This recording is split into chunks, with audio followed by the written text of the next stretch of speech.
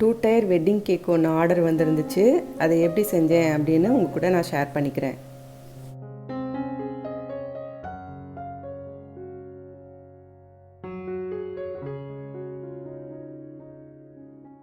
Seven inch cake டின்னில் தான் இன்றைக்கி cake bake பண்ண போகிறேன். ஏன்னா கேக் கொஞ்சம் ஹைட்டாக இருந்தால் நல்லாயிருக்கும். அதனால் இதோட ஹைட் வந்து 2.5 இன்ச் இருக்கிற மாதிரி பார்த்து வாங்கிக்கோங்க. மைதா, பேக்கிங் பவுடர், பேக்கிங் சோடா இது 3ஐயும் சேர்த்து நல்லா சலிச்சு எடுத்துக்கிறேன்.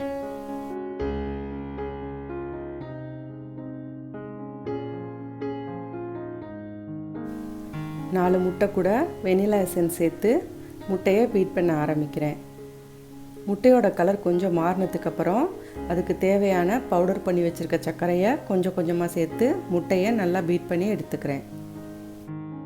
நார்மலாக 1 கிலோ கேக்குக்கு வந்து 8 இன்ச் டின்னில் தான் எப்போயுமே பேக் பண்ணுவேன். இந்த கேக் கொஞ்சம் ஹைட் வேணும் அப்படின்றதுக்காக 7 இன்ச் டின்னில் இன்றைக்கி பேக் பண்ணுறேன். முட்டையும் சர்க்கரையும் பீட் பண்ணதுக்கப்புறம் இதுக்கு தேவையான ரீஃபைண்ட் ஆயில் சேர்த்து பீட் பண்ணி எடுத்துக்கிறேன். எண்ணெய் சேர்த்ததுக்கப்புறம் ரொம்ப நேரம் பீட் பண்ணக்கூடாது. ஒரு 30லேருந்து 40 செகண்ட் பீட் பண்ணிவிட்டு ஆஃப் பண்ணிடுங்க. வெனிலா எசன்ஸ், சலிச்சு வச்சுருக்க மாவு, பால் இது எல்லாத்தையும் கொஞ்சம் கொஞ்சமாக சேர்த்து பேட்டரை மிக்ஸ் பண்ணி எடுத்துக்கிறேன்.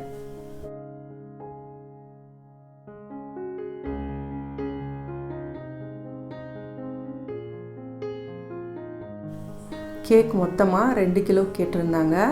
அதனால் இதுக்கப்புறம் இன்னொரு பேட்ச் 1 கிலோவுக்கு ரெடி பண்ணி 6 இன்ச் டின்னில் பாதி பாதியாக ஊற்றிக்கிட்டேன். திரும்பவும் 7 இன்ச் டின்லேயும் கொஞ்சம் ஊற்றி மொத்தமாக எல்லாத்தையும் பேக் பண்ணி எடுத்துக்கிட்டேன்.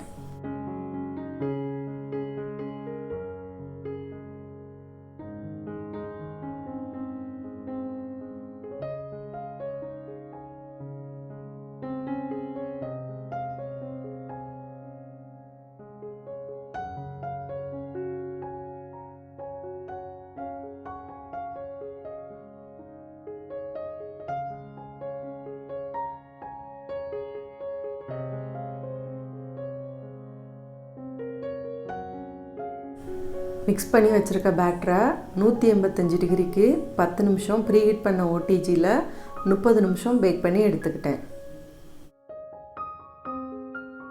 இதே மாதிரி எல்லா கேக்கையும் பேக் பண்ணி எடுத்துக்கிட்டேன். பேக் பண்ண எல்லா கேக்கையும் ஆறுற வரைக்கும் துணியால் மூடி வச்சுக்கிட்டேன்.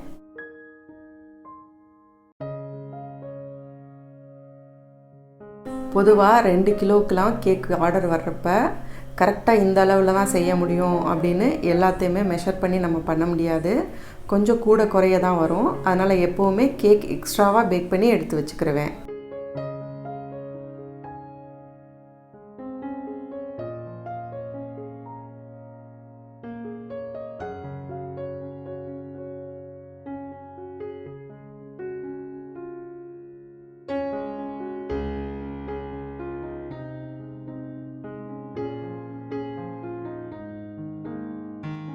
பேக் பண்ண எல்லா கேக்கையும் கட் பண்ணி எடுத்துக்கிறேன்.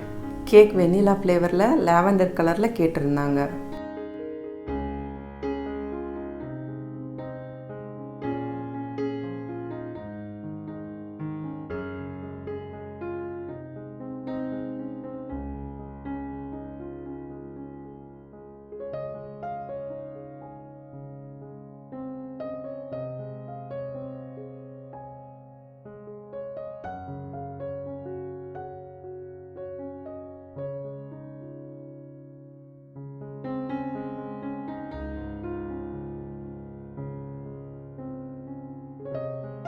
பழைய க்ரீமை எப்படி யூஸ் பண்ணுறது அப்படின்னு நிறைய பேர் கமெண்ட்ஸில் கேட்குறீங்க. இன்றைக்கி பழைய க்ரீம் யூஸ் பண்ணி தான் ஐசிங் பண்ணி காட்ட போகிறேன். மிச்சமாக இருக்க க்ரீம் எல்லாத்தையும் இந்த மாதிரி ஒரு கண்டெய்னரில் போட்டு ஃப்ரிட்ஜில் ஸ்டோர் பண்ணி 4 நாள் வரைக்கும் வச்சு யூஸ் பண்ணிக்கலாம். பர்ஃபெக்டாக எப்படி க்ரீம் பீட் பண்ணுறதுன்னு வீடியோ போட்டிருக்கேன். தேவைப்படுறவங்க செக் பண்ணிக்கோங்க. மிச்சம் இருக்க க்ரீமை கேக் லேயர் நடுவில் வச்சு யூஸ் பண்ணிக்கோங்க. இதை வந்து ஐசிங் பண்ணுறதுக்கோ டிசைன் பண்ணுறதுக்கோ யூஸ் பண்ணாதீங்க. ஏற்கனவே பீட் பண்ண க்ரீமை திரும்ப பீட் பண்ணணும்னு தேவையில்லை. டேரெக்டாகவே நீங்கள் கேக் மேலே அப்படியே அப்ளை பண்ணிக்கலாம். பீட் பண்ண க்ரீமை ஃப்ரிட்ஜில் தான் ஸ்டோர் பண்ணணும்.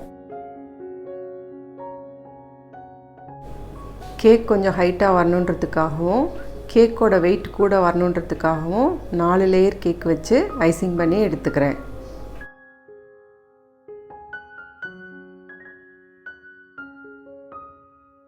மேக்ஸிமம் கஸ்டமர்கிட்ட இருந்து தான் டிசைன்ஸ் வாங்கி கேக் ஃபுல்லாக செய்வேன்.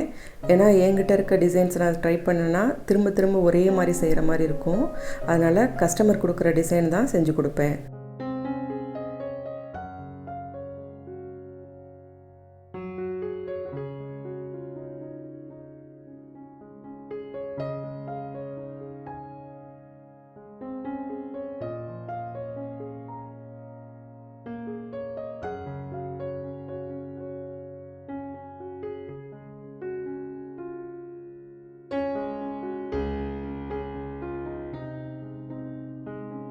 வெண்ணிலா ஃப்ளேவரில் லாவெண்டர் கலரில் கேக் கேட்டிருந்தாங்க.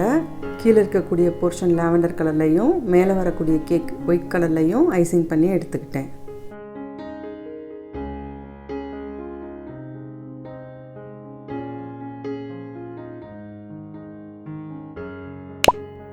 ரெண்டு கேக்கையும் ஐசிங் பண்ணி எடுத்துக்கிட்டேன். கீழே இருக்கக்கூடிய இந்த கேக்கில் மட்டும் டிசைன் வந்துருந்துச்சு. அதே மாதிரி நானும் டிசைன் போட்டு எடுத்துக்கிட்டேன்.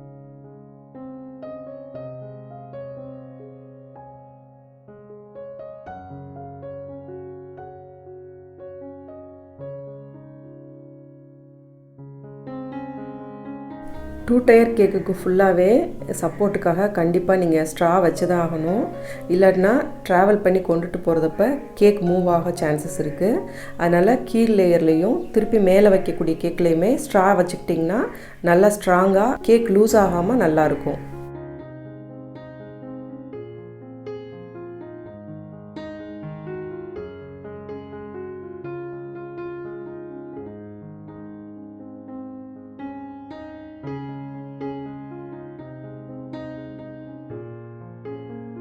டூ டயர் கேக்கில் ஃபுல்லாக மேலே வரக்கூடிய கேக் வந்து ஃபிக்ஸ் பண்ணுறதுக்கு கொஞ்சம் சிரமமாக இருக்கும். அதை கேக்கை மேலே ஃபிக்ஸ் பண்ணதுக்கப்புறம் இந்த மாதிரி கொஞ்சம் கேப்பெல்லாம் தெரியும். அது எல்லாத்தையும் திரும்பவும் கொஞ்சம் க்ரீம் வச்சு ஸ்பேச்சுலா யூஸ் பண்ணி அட்ஜஸ்ட் பண்ணி எடுத்துக்கிறேன்.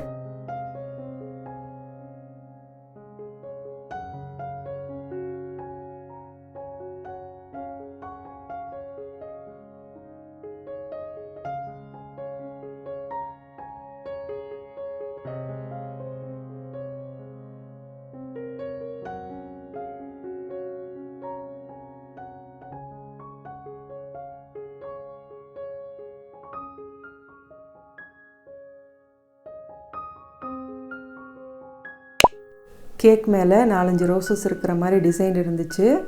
அதுக்காக ரோஸ் நாசல் யூஸ் பண்ணி க்ரீம் வச்சு ரோஸ் செஞ்சு கேக் மேலே ஃபிக்ஸ் பண்ணிக்கிட்டேன்.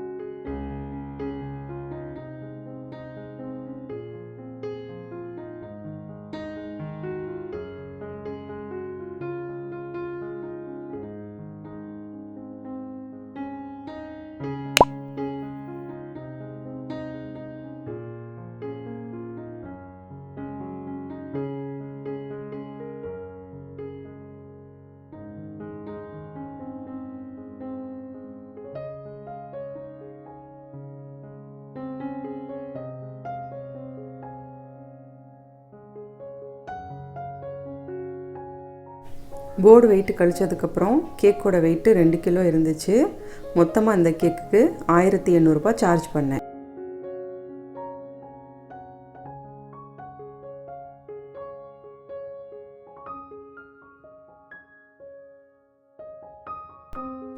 இந்த கேக்கெலாம் செஞ்சவங்க ஆஃப்ரின். இவங்க திருநெல்வேலியில் இருக்காங்க. இவங்களோட காண்டாக்ட் டீட்டெயில்ஸ்லாம் கொடுத்துருக்கேன். நீங்கள் அந்த ஏரியாவில் இருக்கீங்கன்னா இவங்கக்கிட்ட ஒரு தடவை ட்ரை பண்ணி பாருங்கள். இந்த கேக்கெலாம் செஞ்சவங்க காந்திமதி. இவங்க திருச்சியில் இருக்காங்க. இவங்களோட காண்டாக்ட் டீட்டெயில்ஸ்லாம் கொடுத்துருக்கேன். நீங்கள் அந்த ஏரியாவில் இருக்கீங்கன்னா இவங்கக்கிட்ட ஒரு தடவை ட்ரை பண்ணி பாருங்கள். இந்த கேக்கெலாம் செஞ்சவங்க ரீட்டா. இவங்க புதுக்கோட்டையில் இருக்காங்க. இவங்களோட காண்டாக்ட் டீட்டெயில்ஸ் எல்லாம் கொடுத்துருக்கேன். நீங்கள் அந்த ஏரியாவில் இருக்கீங்கன்னா இவங்கக்கிட்ட ஒரு தடவை ட்ரை பண்ணி பாருங்கள்.